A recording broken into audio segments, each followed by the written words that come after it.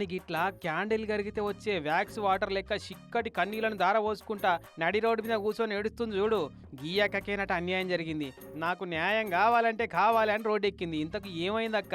గుజరాత్ రాష్ట్రం వడోదరా సిటీలో ఉండే ఈ అక్క పానీపూరి బండి కాడికి పోయి 20 రూపాయలకి ఎన్ని పానీపూరీలు వస్తే భయ్యా అని అడిగితే చే పానీపూరి అన్నాడట.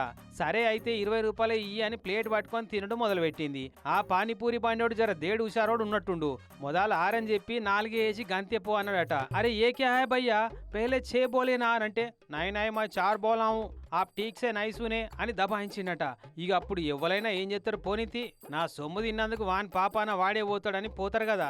కానీ ఈ అక్కట్లో ఊకోలే.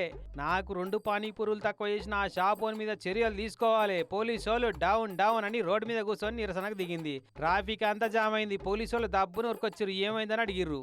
ఈ అక్క చెప్పిన ముచ్చటిని వచ్చిన పోలీసు వాళ్ళు చుట్టూ చేరిన జనాలంతా షాక్ అయి నోరెలా పెట్టిరు. మాయమ్మే ఇగలే నీకు 2 కాదు 20 పానీపూరీలు ఇప్పిస్తా ఆ షాపోన్ తోటి. ఒక్కో పూరికి ఫుల్గా నిండేటట్టు ప్యాజ్ కూడా ఇప్పిస్తా అని మాటిస్తే అప్పుడు లేచింది కళ్ళు తుడుచుకుంటా.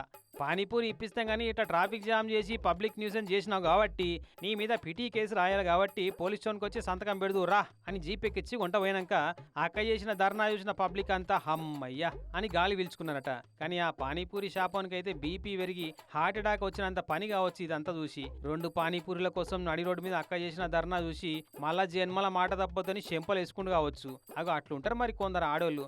మాట అంటే మాటే, బేరం అంటే బేరమే.